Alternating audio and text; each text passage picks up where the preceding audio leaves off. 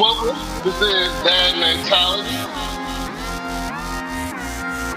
I am Rodney Glover. I'm your host. So we're going to tell you a little bit about ourselves.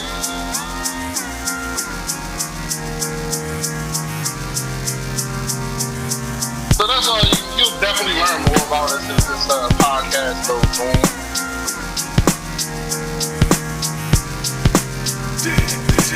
I'm grateful that I'm excited about it. I'm excited about what we're getting ready to get into and what we're going to start. The thing is, I've been blessed with a lot of friends that all are great men and dads. But I found that we don't talk to each other enough. There is a difference between being a good man and being good at being a man. He was about all these motorcycles, all these cars, everything I can think of, I wouldn't change a thing. Like some things you look at, be like, wow. But honestly, man, I wouldn't change it. We experience and those things, ultimately make us who we are. That's what I believe. Like.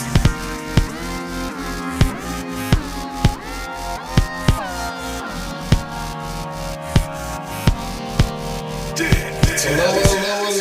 Welcome to Dad Mentality. I'm your host, Rodney Glover, aka the Beast One.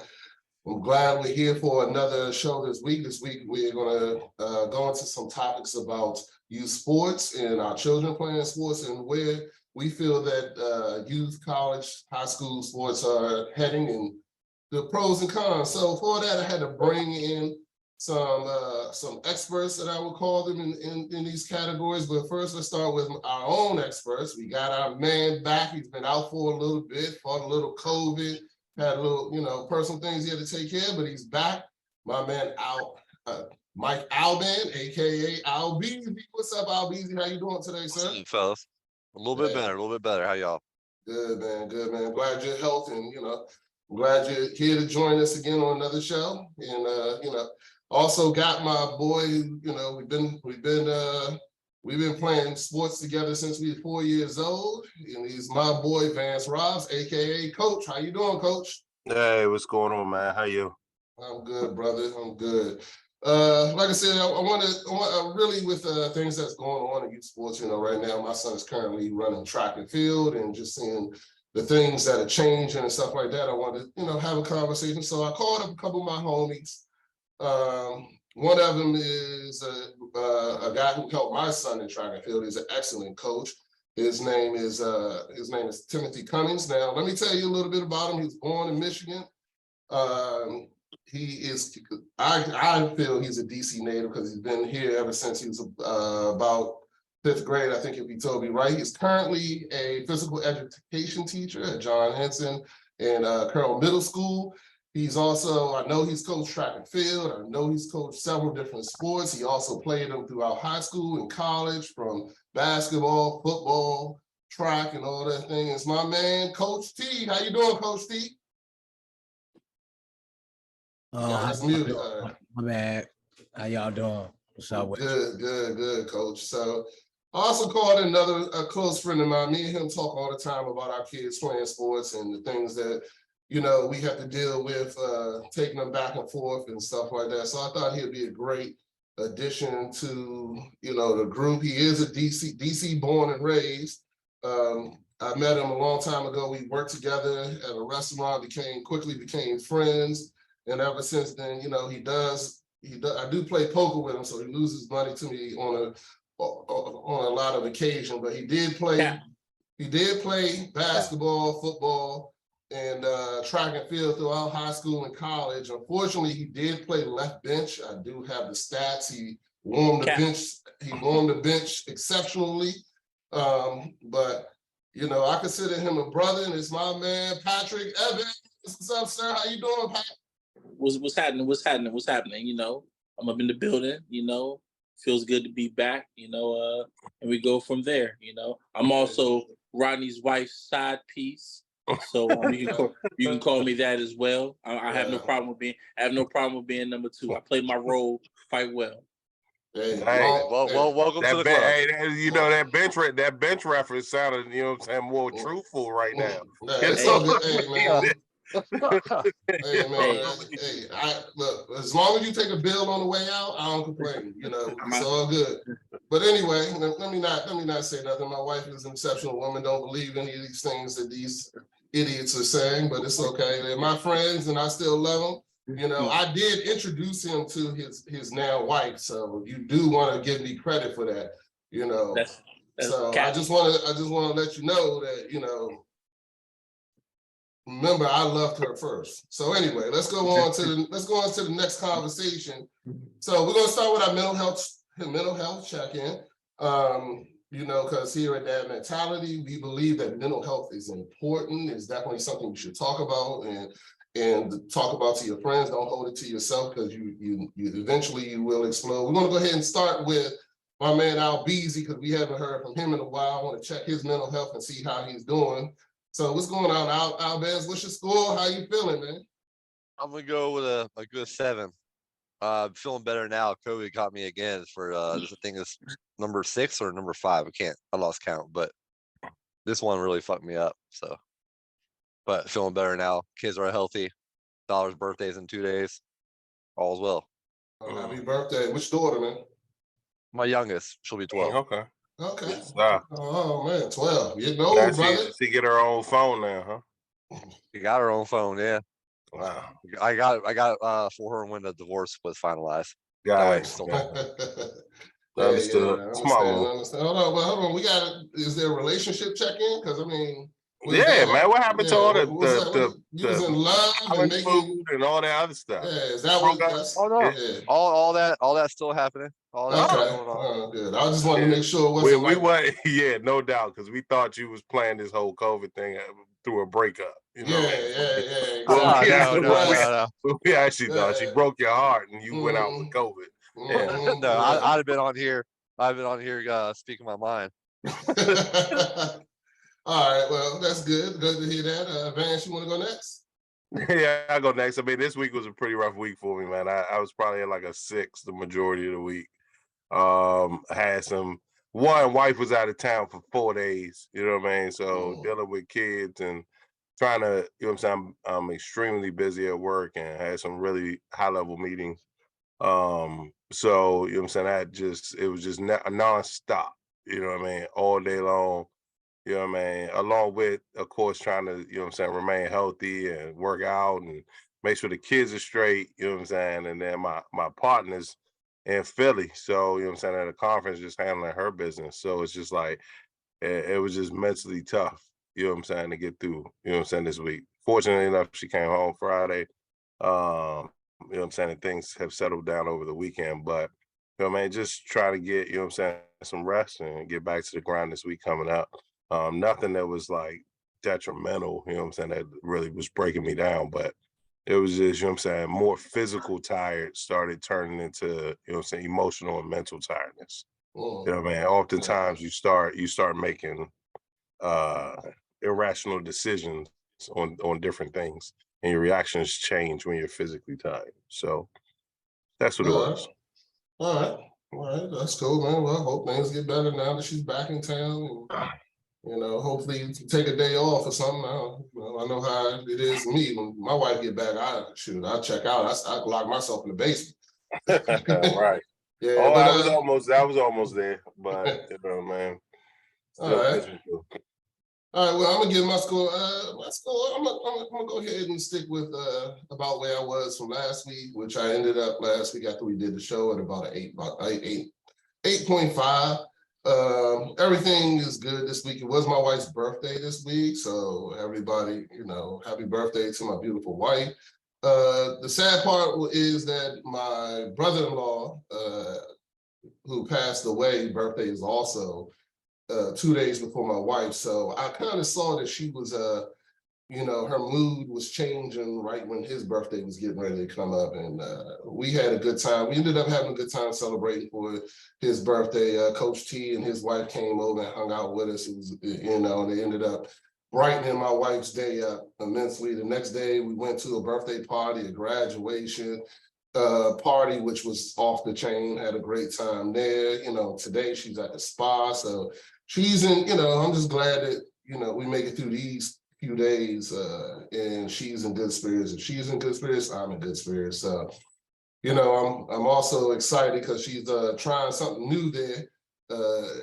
You know, and I already told her I was going to mention it on air. She's getting a vaginal steaming, so I'm ready to test drive the new car when she gets home and see how that's going to be. You know, give them a rating on the steaming. So I'm excited about that. I'm excited about that.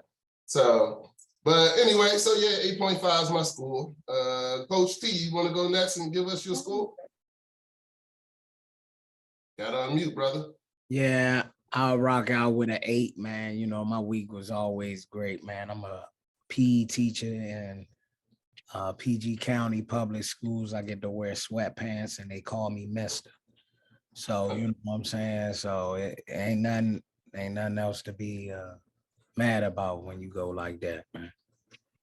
And he ain't got work for after Tuesday, he ain't out working till August. What we talking about? Like he should be doing like a 10.5. Like I didn't even think about that. That's funny as shit. Still collect the check. Yeah. Paid vacation. Coach T gonna be on sleep mode for like the first week probably. Ain't even gonna get up out of the bed. But it's all good. We're gonna go to my man Pat. You're gonna give your Twitch mental health check-in. Tell me how you feel, brother. I'll probably say for this week, probably about a 7. I just recently transferred from a different location as far as work is concerned. So I'm going from Tyson's Corner to College Park, Maryland. So it's a little bit of a difference in the clientele that I've dealt with here on a customer service basis. But other than that, you know, I'll say probably about a 7. You know, I would give, that's probably about where I'm at right now. Okay. All right. I'm glad to hear that. So fellas, let's get ready to get into these topics. So, you know, I kind of want to start off the topic by, I know we all have children in sports or coached in sports or whatever the case may be. So I kind of want to get a breakdown from you guys of how do you feel about youth and kids in sports? What do you feel would be the starting age? Now, I do want to preface this. I understand that football may have a different starting age than, let's say, track and field or something like that. But what do you feel? How early is a good age to start involving your children in sports? So, Coach T, since you're the PE teacher, I'm gonna let you go ahead and start that question. Tell me what you think about that. Gotta stay on mute. I think the most important component is the athlete. When the athlete understands competition and competitiveness and that can be as young as 4 or 5, and it can be as late as 8 or 9. So it's just my thing is on the individual. Okay. Anybody else got anything to add to that? Vance, coach, other coach? Yeah, man. I think the so it's a difference between like competitive sports and just introduction to sports, right? So like in T's world, he does a lot of introduction to sports because he's the PE teacher, right? So I think at a young age, you can introduce them to whatever sport, right?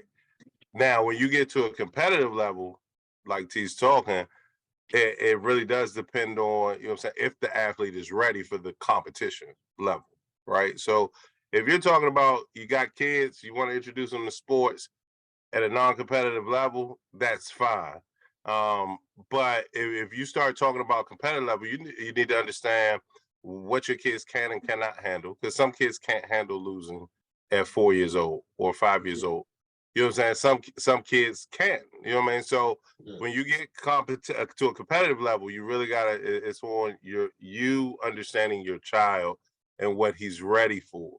But from an introductory standpoint, hey man, Like you could teach them kickball, you could teach them baseball, you could teach them soccer without it being competitive, right? So that's where I think a lot of parents they don't distinguish the two.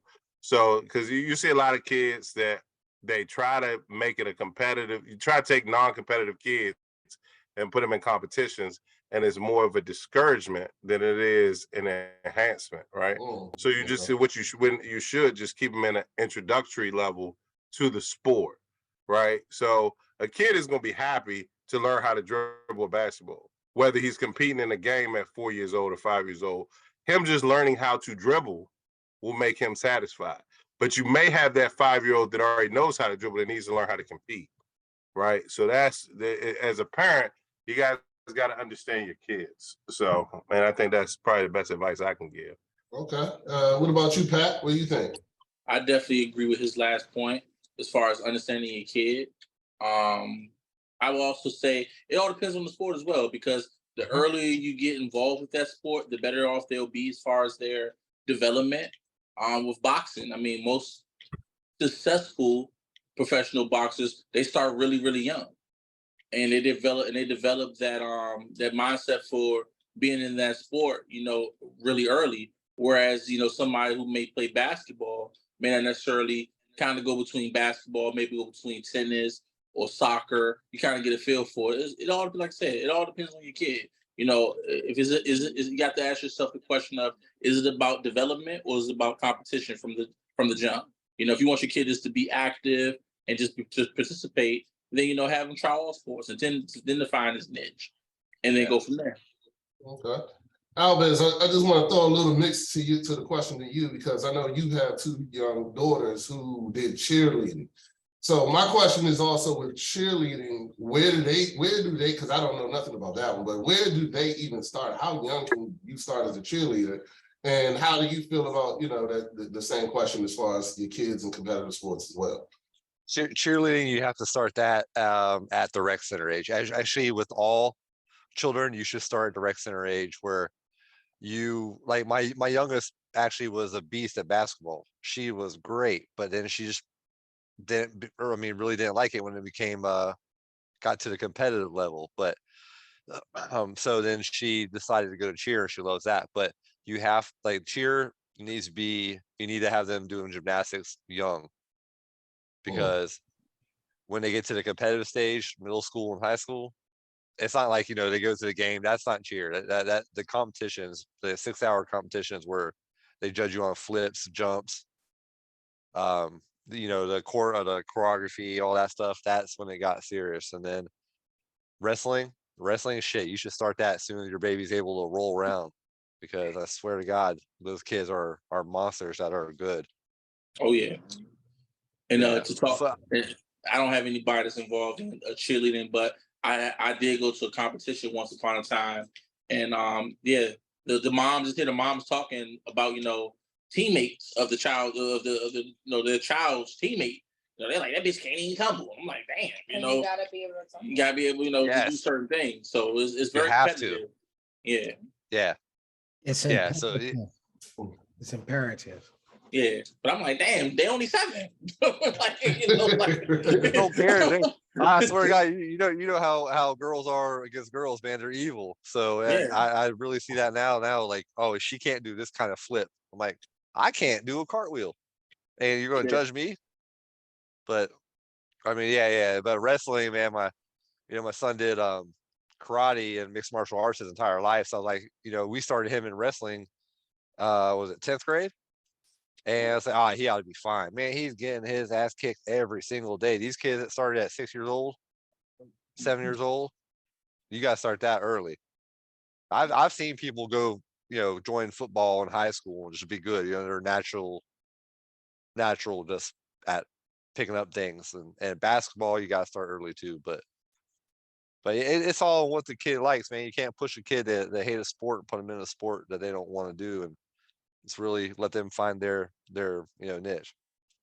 No, I agree with you on that. I think your kid loving the sport or wanting to play the sport is a great thing. So now I just want to discuss real quick, what do y'all feel is like the pros and cons So for me, youth sports, I'm just gonna give you like a pro and a con for me. One, for me playing youth sports through, I played football and soccer, even soccer before that, but the one thing that I always appreciated was the bond that you build playing a competitive sport with somebody else. Like I've met dudes that I played, 150 football at Camp Springs with that I've seen now as an adult, and we're still friends. Like, I can call any of the guys I played high school football with right now and tell them I need anything, and if they got it, they're going to give it to me. You know what I'm saying? Because of that bond that we had playing those sports together. And I feel that is always a pro. You can build lifehood bonds with people and friendships. And then con is, getting burnt out, injury. Right now, I can't lift my left shoulder up. I can't reach my left shoulder up to the sky because of all the injuries I took place playing football and hitting and, doing all that stuff. So, what do y'all feel is like the pros and cons of youth football or youth sports in general? I'll let you go first, Coach Steve. Okay, man. I think the con, I just want to just go ahead and mix it up, man. The con in youth sports is the parents and the coaches. I'm gonna go with on the football aspect. Now I've been around youth football since 2013, and it was good during 2013. You still had weighted football, but once football went unlimited in the area, it is downright crazy. I mean, how they exploit the kids. I mean, I'm everybody has a camp. Yeah. They saying my thing is, how are you evaluating the kids? What is your rubric? What is your test of measure that you using on the kids? You out there taking parents' money, but you have a certain people, a group of internet kids that you like and you utilize, but a parent that's actually paying the money to quote unquote to invest in their child in their arena, and individuals out there exploiting the kids for personal gain. They don't check back up with you about, hey, this is what I think your kid needs to do better, or X, Y, and Z. They don't, nothing like that. I'm not going to expose the people that because I do see that as a financial stream for them. I understand the flip side of it as well, because you're not getting paid for your time. So I'm not on here bashing them, but that is a con. And the parents in the no one's kid is going to the NFL tomorrow. And you cannot tell a 6U parent their child is not going to the NFL tomorrow. How they have it. I'm serious, man. That's how their attitude is. Yeah, I'm not into people like that. Absolutely. So that's why I was saying it was tight that you used that, coach about the introduction piece. But when you was talking about youth sports, I'm solely on the competitive side because of even in basketball, tennis, the individual sports, insane, because they've been doing it. They've been getting up at 6 a.m. They've been doing like wrestling, tennis, track and field, those swimming, those individual, what we call Olympic sports. They've been doing that, period. Now you going in the team aspect where individuals are mirroring what the individual sports are doing. So, I mean, parents and lack of coaches, fellas. All right. Okay. Pat. You got anything to add to that? Any pros and cons you feel? No, definitely talking about the con side of things first. He's absolutely right. You know, it's sickening to see the amount of pressure that's put on these kids so youthful in their development, where it should just be all about development, having fun, get a feel for the sport, and then go from there. You know, if I'm not mistaken, I'm not sure when it was, but I think this was probably about maybe a year or two ago where you had a situation at a game where a parent shot the coach. Oh. You know, so I mean, is it really that? I mean, we live in this day and age now where you know you're not allowing the coach to do his job as far as trying to develop the players, but then these parents have so much try to have so much input in the game as well. So it's almost like, you know, you have to ask yourself as a parent, are you a trophy parent or are you a parent that's all for the betterment of your child? So the cons of it is sickening to see, you know, that kids can't even be active in the sport and then go out there, put your best foot forward, learn from your wins. Also, I've always learned more from my losses than wins, because when you win, you get this a sense of complacency, meaning I don't necessarily need to work on something because I've won. Versus when you lose, you take a step back and you critique everything, whether it be, okay, we could have probably did this a little bit better. So let's work on this week in practice and try to go from there to where next time if we see them down the road, we can be better prepared and go from there. Okay. All right. What about you, Albans? You got any pros and cons? Yeah, there's pros and cons on both sides. Honestly, I think the sports is a social part of it in school, and the friendship they build up is 100%. I like both my kids just made it through middle school and high school so easy. They friends all over the place from every group of people in the school.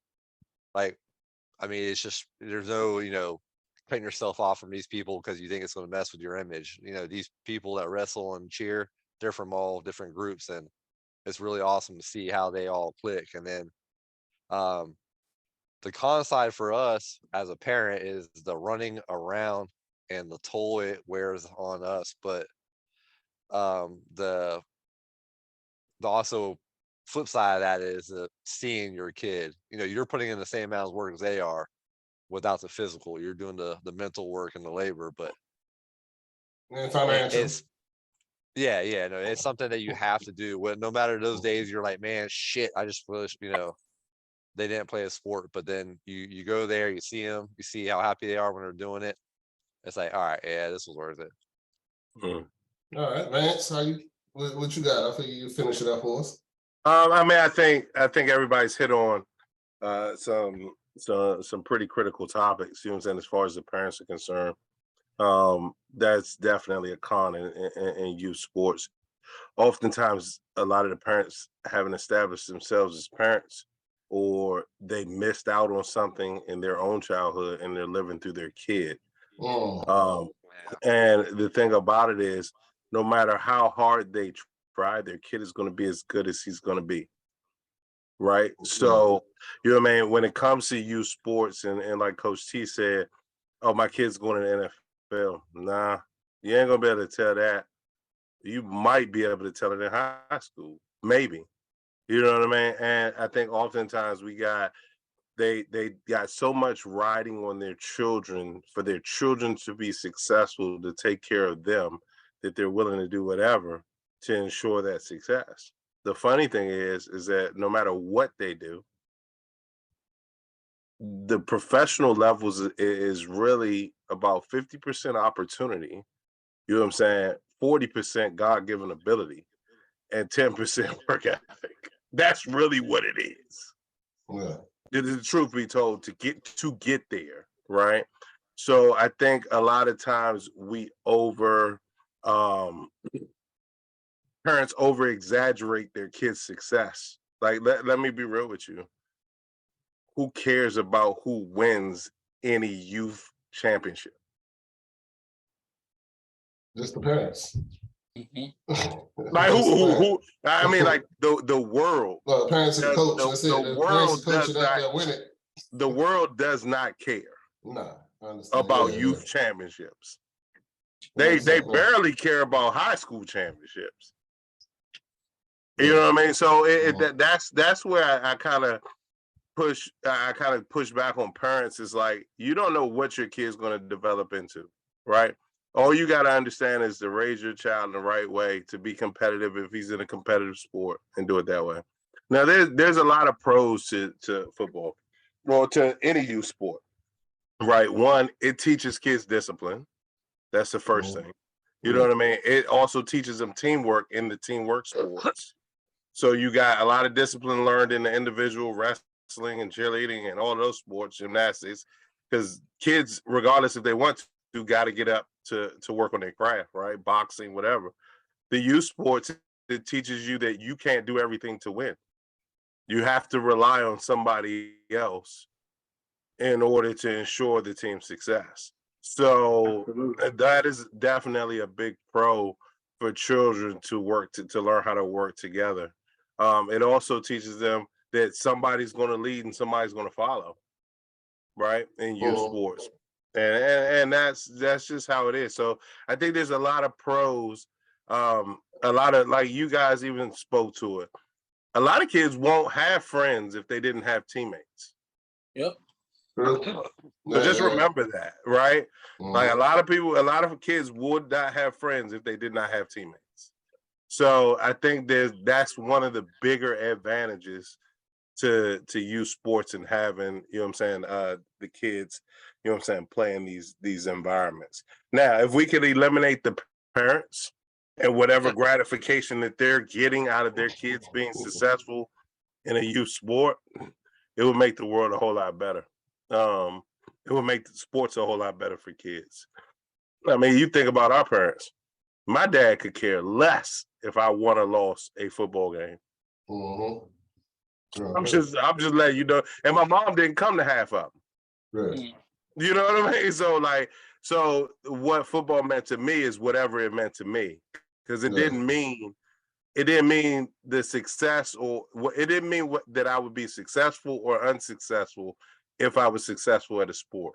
And that's where the parents need to change their perception. The sport does not define how successful your kid will ever be. Because even if he makes it, as we see now, doesn't mean he's going to be successful. Because there's some major ones out there in the world now that are superstars that are probably going to end up not being successful. Okay. All right. I seemed like that was a nice little jab at Ja Morant and Zion Williamson. I don't know if you guys have seen the recent memes of talking about guns and buns. I mean, but it's not just them. It's a bunch of them.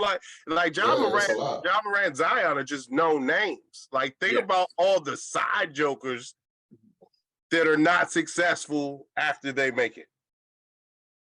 I mean, but I mean, and the thing about it kills me with Ja's situation is, in this day and age where everything it goes right to social media. I mean, how many times do you go out to dinner and you can easily look in the restaurant and see somebody taking a picture of a steak or whatever lobster they're having or whatever the case may be, to just put yourself in that situation to have a gun. It's idiotic. It really is. It really is. Now, like I said, they talk about it all the time, as far as, like, no one's questioning his Second Amendment, his rights. But you work for a private company that can, at any given time, if you don't represent their shield and their brand, they can get rid of you. It's the people around him. Oh, my bad, coach. Go ahead. You good? No, it's I blame the people around him, bro. It's the when you on that level, hang around people that have your answer. Get away from people that got your problem, bro. Yeah. That's it, man. That's it. You got somebody. I agree with you. All right, so go ahead. Go ahead. No, you gotta go ahead, man. I mean, that's the con of a parent living through his child. Yeah. There you go. All right, I got it. All right, so next question. I'm just curious. looking at sports today, and this we want to talk generally just about the team effort, the way coaches coach, the accessibility that people have now to your child, and just the difference between when we played sports and how sports are done today. Because I do believe in something that y'all mentioned earlier, that a lot of sports today have become a business more than it is about teaching your child. And that aspect is something that, I just wanted to see how y'all feel about it. Do you think that that is the case? What do you think is the biggest difference between sports today and sports when we all were young and playing? So I'll let Albans go first on this one. How you feeling, sir? What do you think about that? Yeah. It's night and day difference. I mean, even back in the day, like when I was playing sports, it was like the early 90s, but they still, try to get their sponsors, but they're not pushing people, and they're not, sending people from your school out to like recruit you to come to that school. But now, man, it's crazy. I mean, there's a wrestler that all these schools around here were trying to get. We ended up getting him because his grandfather doesn't have the ability to drive him to those other schools. But they're like, oh no, don't worry about it. Well, like a school's 20 miles away. They said we'll pick him up every morning and drop him off after practice, just to get more sponsors and shit like that. And I mean, it's wild. It's more about the school wanting. They don't care. They don't care about that stress that kid's going to have going to the school and having that put on him. They just want him to do well for the school, and I don't know, man. It just doesn't seem like as fun for the kid nowadays. All right. What do you think, Coach T? And I agree, man. But it's like I said, it goes back to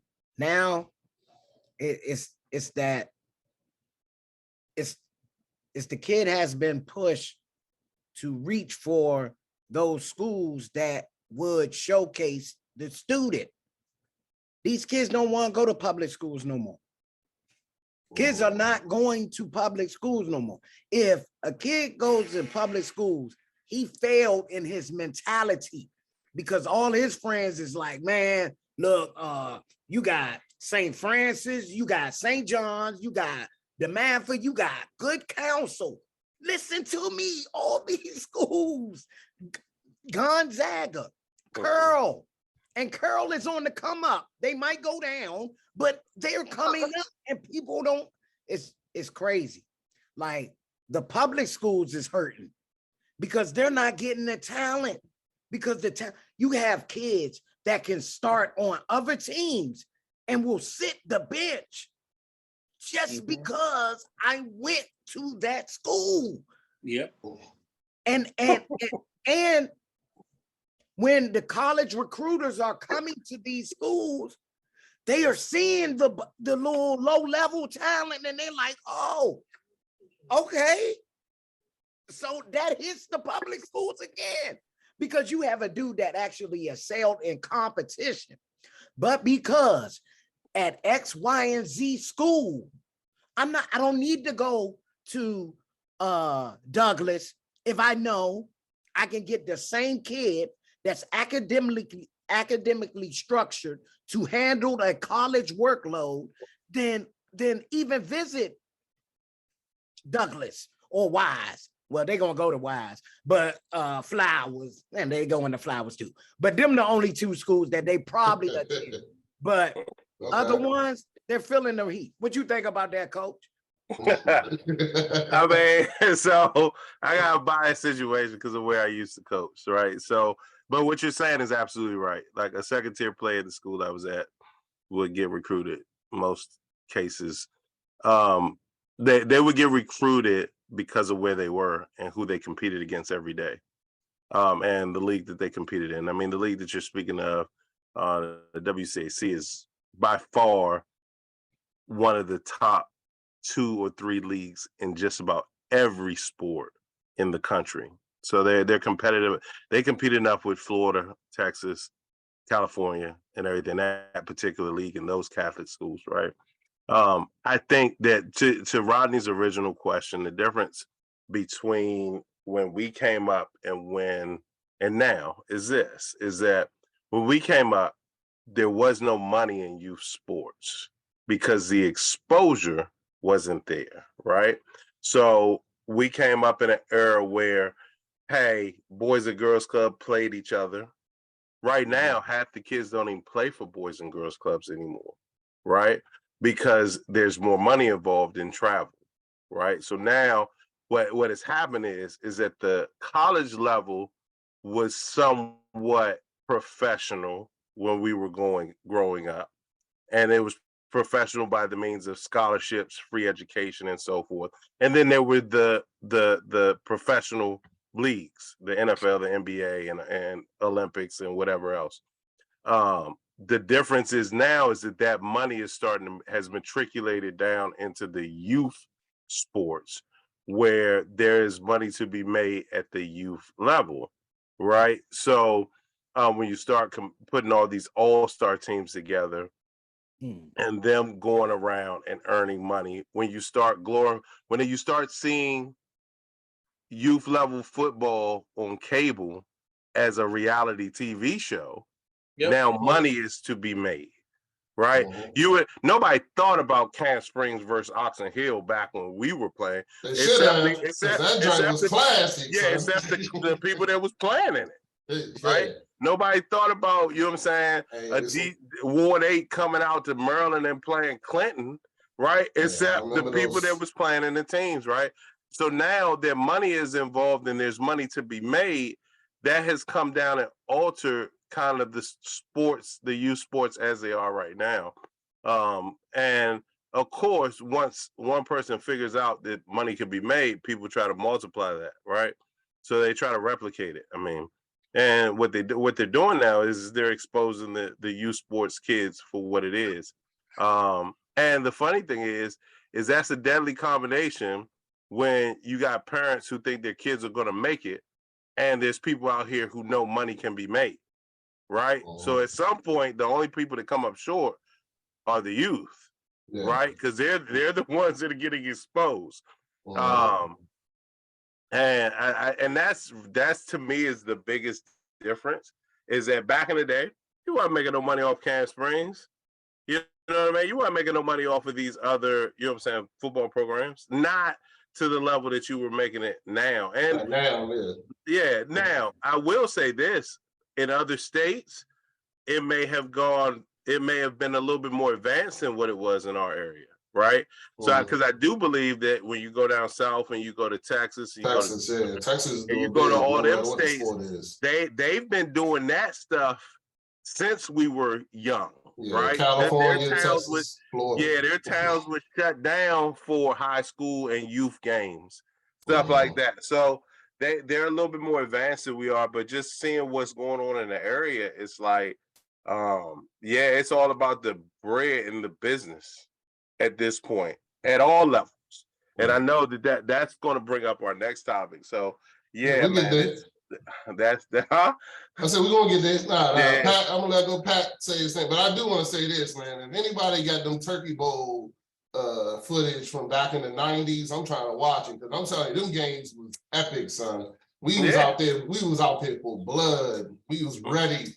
You know, our coaches used to have us ready in the 90s. Like, we'd be out that joint. But then half the kids weren't legal anyway, because we had niggas driving to the games back in the day.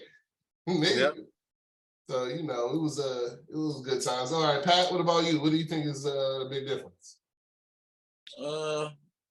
Like you said, I think just the money involved. And I think what plays a factor is what part of the country you're in as well. Now, obviously, you know, everybody brought up Texas, Florida. I mean, Texas is just, when it comes down to football, it's just on a whole different level when it comes down to just whole towns closing to go to the game. You got stadiums that cost more than stadium, $1.3 million stadiums, state of the art this, state of the art that. We talking about just high school. So, Mhm. and then it begins before that, because whatever little feeder system you had, whether it be the middle school, whatever, those I've seen some middle schools like you sit there like, damn, this the middle school, like a college campus, Yeah. So it just it all depends. I mean, and certain places of the country, like certain sports are viewed in a different way. You have class for football in Texas. Like I have people that I know that went to high schools in Texas, and it's like football was a class. If you were on the team, obviously that was one of the assistant coaches or maybe the head coach, and that basically was like a period for you to either do some extra strength and conditioning training, or playbook install, whatever the case may be, and then you have that on top of what you actually do after school was over. You know, yeah, I just think that's the main difference between now and then. It's just the money involved and the potential exposure that you possibly can get from being in the right place at the right time. Okay, all right. I think Alvance went first on this, right? You did already talk about this, Alvance? Yeah. So now we're going to go into the next thing that I definitely want to talk about. And this kind of brought the whole conversation to a head for me that I wanted to have this conversation about youth sports, and that's NIL deals, which is name, image, and likeness deals, which is the big thing that has started, I guess, this 2023, and we have now that I feel like it's going to get out of control, and there's more that it is going to get out of control. But Coach Vance, if you can just break down with NIL deals and what you think is it good for the sport? Is it bad for the sport? What is it? All right. So I mean, when it comes to the NIL stuff, right? So one, I just want to start off by saying the NCAA kind of dropped the ball on this. You know what I mean? It is where it really started. Of course, everybody knows that the colleges were making a boatload of money off the kids playing sports, specifically football, but every other sport, they made a ton of money. And for some of the athletes, especially ones on this phone that have played in college, realize that there were a lot of rules in place where you weren't allowed to work if you were on scholarship. You weren't allowed to do many things to earn money while you were on scholarship, but the colleges were making money off of you by playing the sport. It was kind of like, we giving you a free education, we're feeding you, and we're giving you room, and that's all that you get. But not only that, you're not allowed to go earn anything else, right? So that was wrong in and of itself. You know what I'm saying? Originally, the concept probably was great, and so forth. That was wrong. The NCAA could have came in and said, hey, we'll allow you guys to do this, we'll allow you guys to do that, put a cap on it, and kind of leave it at that. Well, of course, it went all the way up legally to the Supreme Court, and it got voted that, hey, the colleges don't want to answer, NCAA doesn't want to answer to it, so we think that they should get paid for it. Somebody sued, they won the lawsuit. Some of you guys on this call probably got that $255 check if you played for NCAA football or anything of that nature, right? And from there, it's opened the door to pretty much, you know what I'm saying, a free for all in getting these kids, right? So now you have the ability to pay kids whatever amount of money you want to pay them. Yeah. When they get to the college level, right? Well, let me take that back. Right now, it's in the college level. Some high school levels, it's already there as well. So, some of the kids in high school can get paid NIL deals. So there are pros, because I will tell you this: at the college level, there are a lot of kids that are playing college sports that come from nothing. And when I mean nothing, I mean dirt road nothing. Dirt road families are poor, you know what I mean? And some of the families are relying on these kids coming home to work to survive, right? So, you know what I mean? I do believe that there should have been some form of payment from a college perspective. The colleges are making way too much money off bowl game sponsorships and all that other stuff. That money should filter down to their athletes. I agree with that. But we've got my only issue with the NIL is now, okay, I'm all for the players being compensated, especially when you have these universities making these millions of dollars. But the Mhm. thing they also dropped the ball on as well is the structure of it. Yep. Because now you have kids, okay, how do you structure who makes what? You don't. It's almost like the NFL now, where like, Yep. you got quarterbacks now like Daniel Jonesby, for instance, who didn't even throw for 20 touchdowns last season, but yet he was eligible because of the market to make 40. He's making $40 million a year, and he didn't even throw for 20 touchdowns.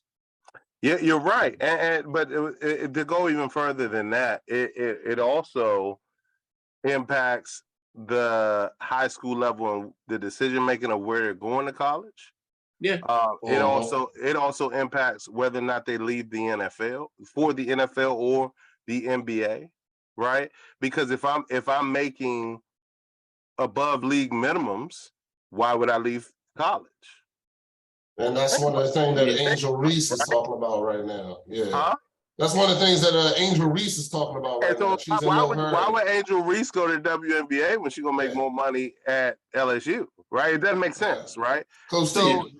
but here's what I want a lot of people to understand about NIL, and this is where a lot of kids are going to get themselves hemmed up. So NIL doesn't necessarily mean that you're a W-2 getting a paycheck employee, right? It is sponsorship money.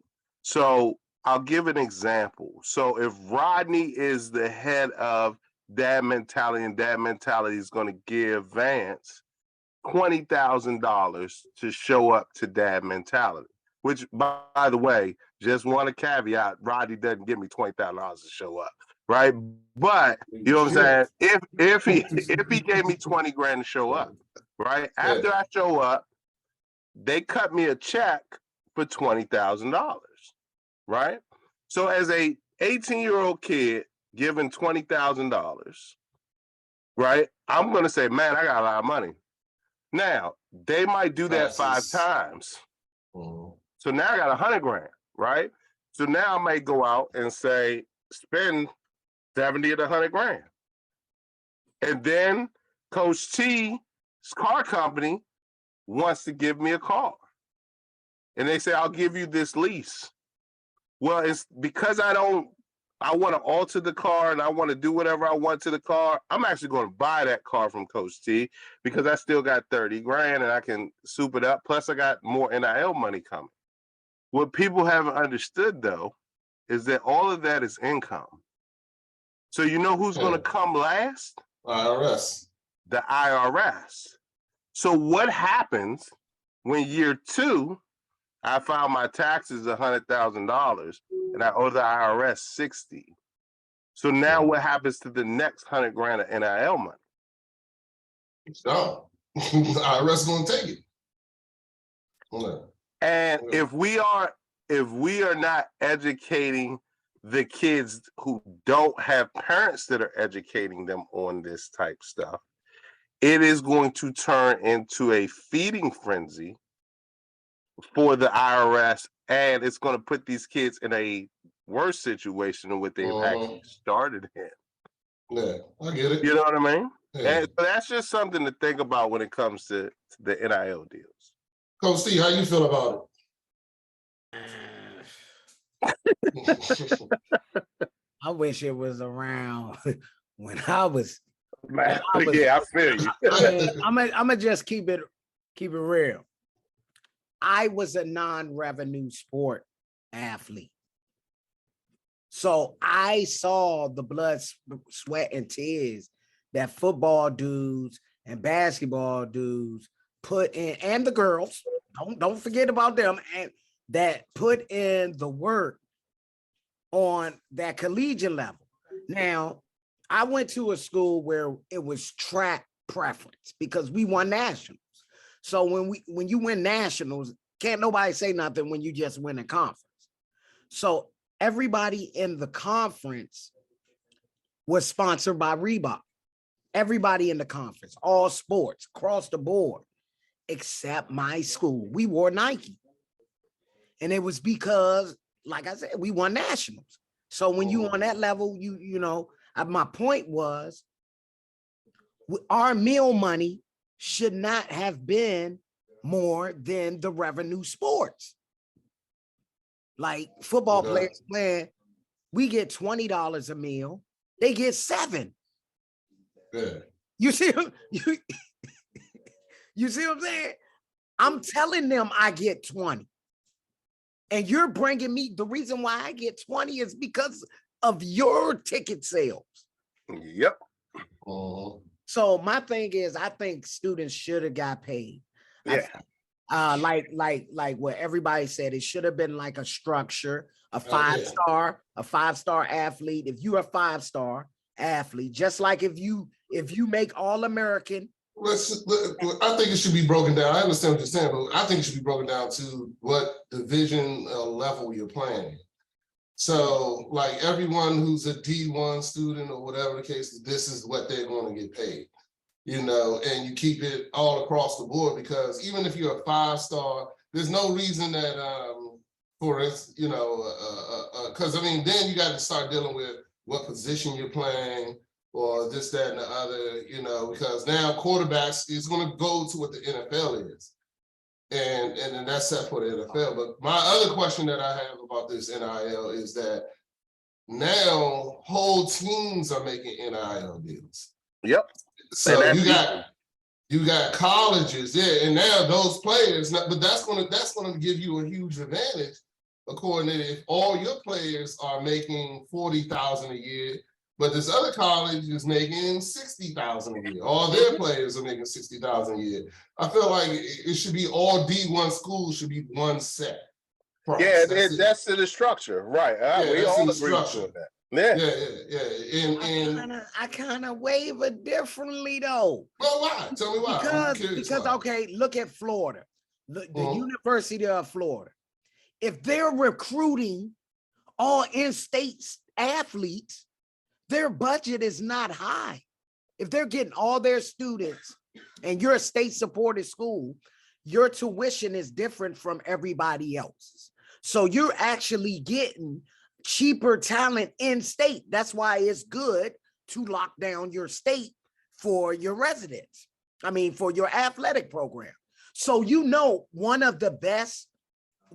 some of the best athletes come from Florida, Texas. If I'm not spending that extra money on outside talent because I could get all the talent I need and I'm coming out cheaper on the athletic side versus a team like a Duke, who's a private school, who has one set tuition and it's 20,000. So now my budget far as recruiting looks totally different from Florida because they have a talent pool to get. But that talent pool won't matter when it comes to NIL deals, because NIL deals is not state.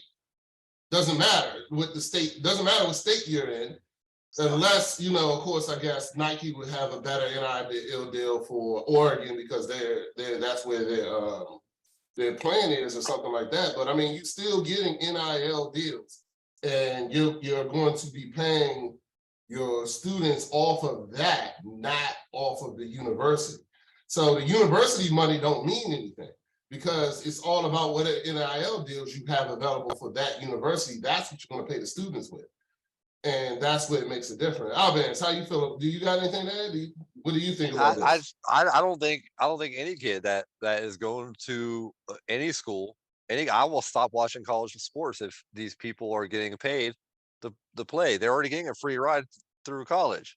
And if they're smart, they're going to actually use that free ride to learn something better. That's coming out of sports. How many of them actually, after they retire, actually have something? What, 20% at most, 30%? Yeah, but they actually like don't go bankrupt by the time they're 50. Yeah, but they make bad decisions. Most top 10, let's say top 100 athlete students is not going to the university for a degree. It's not. That's just not. They're not there for a degree. They're not there for a degree. I don't care if they got a free ride through high school because they're good at a sport. They're getting. I mean, these people that are going to college and paying out of their pocket. I don't care if they live on a dirt. They didn't live on a dirt road. but their parents are trying to teach them to pay for their own college and are coming out of a 4-year college, 6-year college with $150,000 in debt to an athlete who lived on a dirt road. I mean, they're going to end up being on the same level when they come out, but I don't think that they should get paid. They're getting a free fucking ride through college. They're getting, I mean, all right, give them their free food, give them their free room and Yeah, board. but they're give them using their body for the college, That's they're what they using did. your body. Hold on. So a student who has 4.0, let's say they get a ride. They're just using their mind. You're This right. person is sacrificing their body for the college. Yeah, They're not- they're not- there are key differences between a I got- student and a student athlete because Yeah. there were restrictions, Albans, on student athletes. Like regular students didn't have the same restrictions. Right. So Right. No, Now, that's agreed. that's where the NIL comes into play because Right. the NCAA was so worried about tampering when it came to agents and boosters and all of that stuff. That you know what I mean, they put the restrictions on the student athletes that the regular students did not have. You know what I mean? No, I agree with that. I truth agree. be told, I'll be straight up with you. A lot of the regular students are getting paid as much as the student Thank you. athletes. Thank you. Like, because they're getting refund checks from sponsorships too, which are still paying them students to go to No, school. I agree. I agree. Yeah. The ones that, but not the kids that are getting like a 3.0 or nothing like that. The kids are, they're excelled in Mhm. school. Yeah, sure. Yeah, they're getting a scholarship as well. Go ahead, T, But just jump I- in, man. Hey, listen, I personally know a student from Suitland. She ran, but that wasn't her focus. She was a 4.6 student. Right. She applied for a lot of scholarships. She got 900 bands. 900 bands Yeah. to just be a student. Like, 900 bands. Listen, but the thing is, it's nothing governing them. The difference is you got rich companies that want to give money, scholarship money to students that do well in academics, and they reward them. You have- it's always been that way. right. And Yeah, you have and- students that's maximizing their talent on the field and on the what's her face. Okay, tell a student that is hungry, that went to a bowl game, that the school is getting 30 million off this bowl game. They're hungry, they don't have no money, and because I'm giving you a free education, that warrants that. That's like modern day slavery. What they're getting is not what they're giving in return. I'm just saying, I seen the blood. They get up 6 in the morning, putting 12-hour days, where regular students are putting in 4, if that. They're putting in 12-hour days. They don't get to go to parties because of curfew during season, and then they don't get to enjoy the college life like everybody else. Then if you're on a big public team, you're getting scrutinized just like professional kids in the media. Right. Yeah. Right. And you don't get rewarded for that. Oh, yeah. That's what they signed up for. That's and what then- they signed up for. Nah. Hold on, but also- Just 'cause you signed- no, they don't have another option though. There's no other option. They don't have another option. In the And also- NFL, you have to be 3 years in college before you can go to the NFL. That means you don't have an option. You don't have another option. And Yeah, and that's also- where go ahead, Pat. Also, to piggyback off of that as well, you got to remember too, the scholarships are not guaranteed. So That's true. if you blow your ACL out in your freshman year, that college can wipe their hands with you, free and clear. Unless Every scholarship is year to year. It's year to year. So you have to understand that as well. So it's one of those things where you almost have to look at it as a business. To sit here and say that, as a student athlete, that I develop I give all this time, all this effort to where, you know, especially in certain cases where you have these states like West Virginia that don't have a professional team. To be example, where with the Mountaineers, those players, those guys are treated like professional athletes because if they lose, the whole state is in awe and shock. You know, That's a whereas fact. That's a somewhere fact. else, I agree with that. But yeah, And they somewhere got like some high NIL deals, by the way, Alabama. exactly. To where, but a place like University of Florida, if Florida loses tomorrow, okay, all right, University of Florida lost. They're not the Dolphins. They're not the they're not the professional team that's in that state that's going to bring more equity and more attention to that state than somewhere like West Virginia. I mean, what those kids go through is outrageous up there, and it's like it's crazy. Like they're treated like, I mean, you lose a game, you drop a ball, you miss a pass. Oh yeah, you're being treated like a professional athlete. You know, you have to. Yeah, odds are you're getting your ass beat up on campus later. Exactly. And especially now where you have sports betting being a factor as well, where you cost somebody some money on the parlay because you couldn't hit your over under on rushing yards. Oh man, it's ridiculous. You don't think about that. You don't think about it, but it's actually happening. Man, you on that money right there. Yeah, on the money, like you're like, come on, Slim, you couldn't give me 50 yards. Like, let that be on the university. You don't get them yards, they're gonna beat that ass out of gonna catch you in child. Like, yeah. You think you eating? Nah, nigga, you don't eat today. No. I think if I'm not mistaken, I'm not sure of the entire story, but I think Brady Quinn, when he was at Notre Dame, he had a situation out there off the field where I think he had just lost a big game. Try safe. And some people came up to him at a bar and they was on him. Like, yeah. I mean, that's how it was indirectly before NIL. You think that, and I'll ask a legitimate question. You think the top level athletes wasn't getting paid before NIL came out? Oh, no, they were getting paid. They were getting cars. They were getting cars. Well, I'm about to say, because they were getting all NIL did was legalize it. Yeah, you'll win a game. You got a fresh set of not Bose, but Beats, headphones, or whatever, or whoever else. So you got fresh Nikes every time. Hey, I still don't like it because next thing you know, fucking high school is going to be getting paid. Oh no, it's already there. It's already there, brother. It's already there. That's what I'm saying. That's what I'm saying. There was a high school quarterback last year whose NIL deal was $7 million. Mm-hmm. Yeah, that's what I'm saying. Though it's already there. All right, fellas. Well, I don't. You know what? I think it's going to ruin the sport for real. I think that. They're going.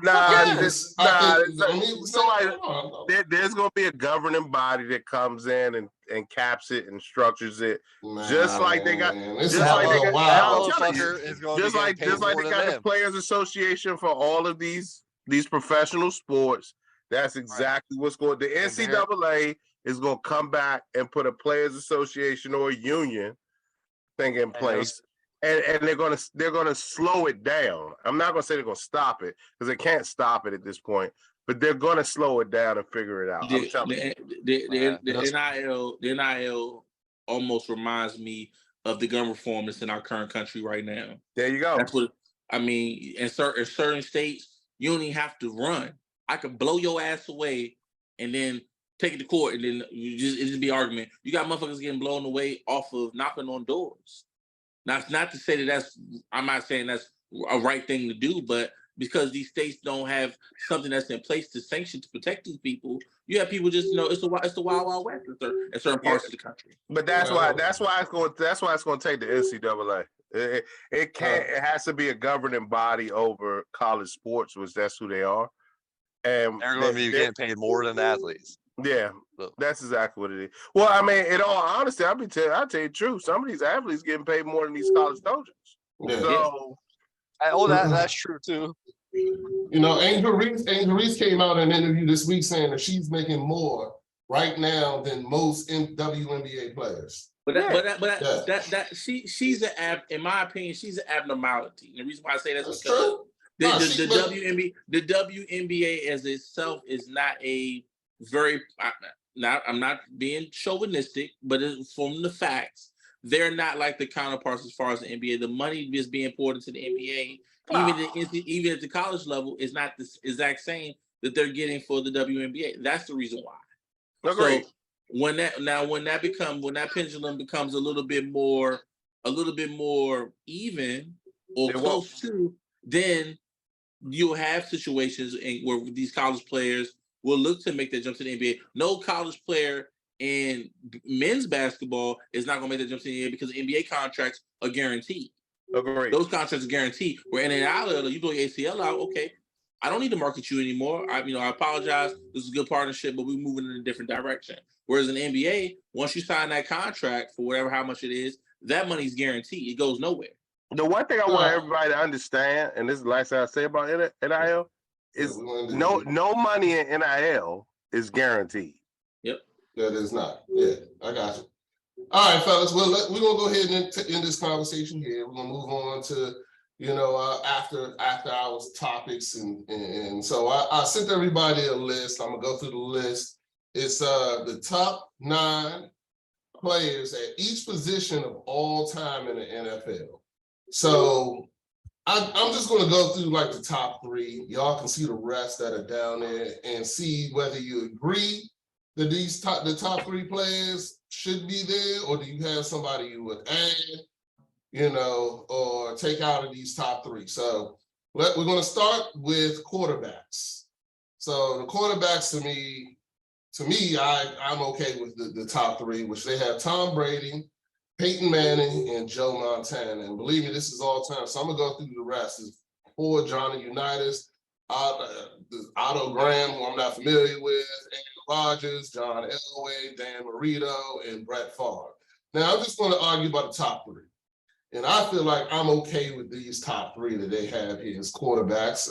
Does anybody disagree or have somebody they will put in there? Yes, I agree. I like the top 3, but I would change Montana over Peyton. Okay, I can agree with that. But go ahead. I would change Montana over Peyton. Only in the realms of, I know Peyton's numbers are probably better, but when it came down to winning and also being clutch in big moments in those big games, I'm going outside of Tom Brady. I'm Joe Montana's the next guy up for me. I can agree with that. What about you, Coach T? I'm y'all gonna laugh me out. Oh shit. Here we go. Oh, hold on, Rodney. Make sure this point in the show is go ahead. Oh, you know what? I do got somebody I would add to this now. Think about it. Go ahead, Coach T. I think Joe Montana is the standard. Always been. He went to 4 joints, ain't lost. So I mean, I'm like, and he was getting punished. He was getting punished back in the day. They punished him 4 joints. So you saying Joe Montana should be number 1? Number 1, I think in my lifetime, I ain't seen nobody do it like Slim. Okay, but I'm gonna throw this back at you real quick. I like Joe. I like Joe. I like Smoking Joe. But what was the one constant that Joe Montana always had in his career? Jerry. Thank you. And we're talking about that's why Dan Marino had no talent. Tom Rathman, Roger Craig. I mean, they had a team. Yeah, they did. And back in the day, what they was doing was new. Bama's weren't doing that West Coast offense. They were. So they was like Golden State. They was coming in, orchestrating a new system that is copycatted today.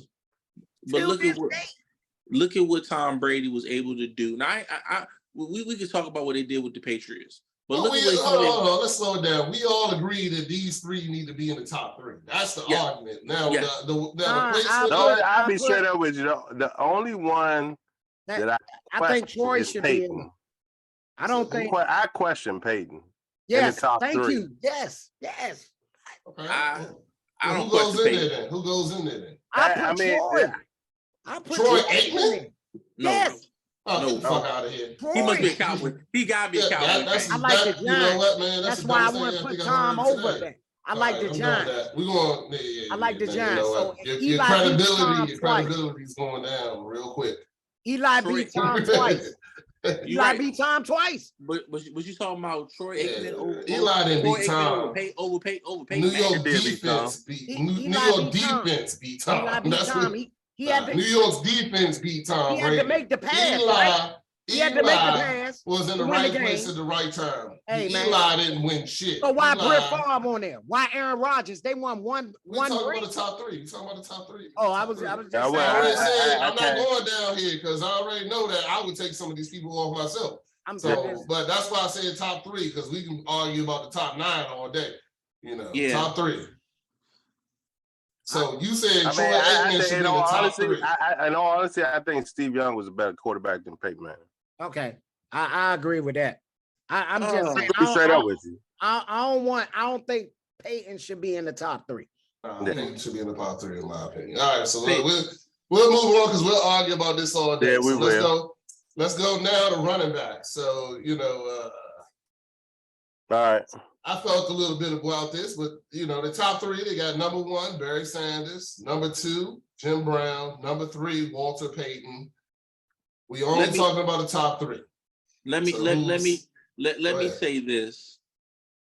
The top 3 now the running back argument, the running back like the receiver argument is always one of those debates where I look at a player, what era could they play it? Could Jim Brown, rest his soul, could he play in this era at the level he played in when he played and be as dominant as he was? I would say no. The reason why is because I think the evolution of man was a lot different. I mean, the average weight for a lineman back in Jim Brown's days was 260 pounds. You got 300-pound guys running 4.5s. In his day and age. He was the freak. And he was exactly, and he was the freak. So you bring him in this day and age now, where could he honestly have been as dominant as he was in his era in this era? And I So say who no. you put in his place? Who you put in his place?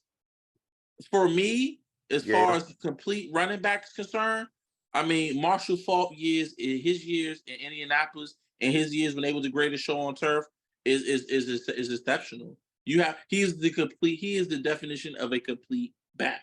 He can do it all. Everybody else, Adrian Peterson, great running the ball, can't catch the ball at the backfield. Franco Harris, anyways, Eric Dickerson, absolutely outstanding running back, couldn't catch the ball in the backfield. LaDainian Tomlinson, you can say he could do a little bit of both. Now the thing with Emmett, in my concern, my case is a lot of what Emmett did. Could Emmett do what Barry did in the same era without that O-line? No. Exactly. So I look at Marshall Faulk in his years in Indianapolis before Peyton Manning got there. Who the fuck played for the Indianapolis Colts? Think about it. Take a second. So you say Marshall Faulk. Okay. Anybody else want to change this list up? So you got Barry, Marshall Faulk, and Walter in the top 3. And I like Sweetness at number 3. I definitely like Sweetness at number 3. Walter, He never had a yeah. quarterback. He never had a quarterback, and he was able to break the rushing record with the Jim fucking McMahon throwing the ball, and they were mainly known for defense. So I like Sweetness at 3. All right. Anybody else want to got a different top 3? Yeah, Hey, my son's having an issue with his car, so I have to roll. But I'm gonna tell you right now, the top 3, there should be a Dolphin player in every one of them. So write that down. Cocaine's a hell of a drug. yeah. The only good Dolphin was the one on Ace Ventura that was the kicker. What was his name? Ray Finkel. Ray Finkel. Yeah, he was the best Dolphin Ray ever. Finkel. Yeah, he was the only. Hey, one of the best movies. One of the best movies ever. Of Yeah. course, Dan Marino in it. Of course, I've made a movie. Yeah, All right, fellas. Hey, all right, I'll catch you later. I gotta go. My son's car's messed up. Okay, cool beans. Wide receivers. We're gonna move on to wide receivers now. Number 1, Jerry Rice. Number 2, Randy Moss. Number 3, Terrell Owens. I'm gonna tell you right now, Terrell Owens does not belong in here. I will take him out for sure. Agreed. We're gonna have a debate on that one. We will too. Here's why. Now, San Fran? here's why. I'm listening. Being an Eagle fan that I am, I should hate the guy for what he did to us. But when it came down to in the 2000s, Terrell Owens was a load. I'm not gonna lie, no homo. He was a load. I mean, you talking about the guy that can take a hitch route. You look at, or I would say this, when y'all will get a chance to get off of here, Go look at that playoff game when they played against the Giants. I want to say this was 2000 and I want to say 2002, 2003 maybe, when they had the huge comeback. Just look at that game and how he dominated a Michael Strahan-led defense. Michael Strahan-led defense, and Terrell Owens got it done. But Michael Strahan was not a defensive back. Why would you even give a shit? I understand, but He I did think not they- cover. If I'm not He mistaken, did not cover Terrell Owens. if I'm not mistaken, during that time, because I know we have a Giants fan here, they had an elite corner by the name of Jason Sehorn. I don't feel him as elite, but didn't you know, either. in that day and I time, didn't either. I didn't Yeah, either. but at that day and time, No, but in that day and time, Jason Sehorn was He viewed was. He as an elite was. corner. He So was. let's exactly. So let's. I so let's- stamp you. You know Thank your you. yes. Thank you. So that's all I'm saying. And all I'm saying is you just take a look at that game as far as that's a playoff game too. A He playoff Barbara game. in which this Friday. man- He Exactly. Barbara Friday. Yes, he did. Yes, he did. So Bob- I'm not listening. I can care less what the man did off the field. Right. What he did That's off the what field. they All I doing. know is That's all what I they know is thinking on the field- about. Yeah, all I'm He thinking talking about off the No, field. I just Yeah. think T.O. On the was a top field, three, man. on the field, that man was dominant. That Bama had Bama Dominant. scared. They was Dominant. scared, nervous and trembling. All right, Dom- so you agree with this top three? I'm on- That's both of y'all are saying. I agree with the top three. I like the top. Yes. I like the top three. Only reason why I say that's because Terrell Owens also had to play with multiple mediocre quarterbacks throughout the course of his career. So I mean, Tony Romo was up and down, mediocre. Jeff Garcia, come on now, let's be real. He had who else? Who else was a quarterback? Yeah, he played with Steve Young, Hall of Famer. Who else was? What was the quarter? Drunkenmiller. He played with Jim Drunkenmiller in fucking San Francisco, and still was able to put up numbers. So that tells you right there everything as you need to know as is. Marvin Harrison throughout the course of his career always had Peyton Manning. Calvin Johnson will be the only one that I would say could possibly move ahead of him because he never had a quarterback. But everybody else played with hard. So hold on, you can't take off a receiver because he had a quarterback. He was still great. I'm not taking. Still had I'm to not catch taking- that ball. Still had to be Okay, open. on It my just own, so this happened my- he had a person that threw it to him. And That don't make you're him- right, and you're right, Roddy. But this is my thing. I think Terrell Owens' peak years had a longer longevity of peak years than what Calvin Johnson had. Calvin Johnson maybe had a 4 to 5 year peaks. When you I talking don't know. about, Retired too, though. But I'm a Marvin Harrison fan. but Marvin Harrison was a complete receiver. Terrell Owens was. He wasn't. He was a tactician, route runner who always had an elite quarterback along with him. Period. Hey. Period. Hey, I've seen some great catches by Marvin Harrison. So You're right. man, But you. I even like Larry Fitzgerald better, man. So I'm just gonna You say put that too. You put T. I All don't I'm like saying. T.O. Maybe you're right. Maybe I am biased. I don't know. I'm just not a T. I was never a T.O. fan. I guess the antics it has made me biased. I don't know, but still, And that's totally understood. But like I said, you take the one. my season, opinion is my opinion. You take the one season, you put him with an elite quarterback, and what did he do? He lit the world on fire. First year was with the Eagles, untouchable.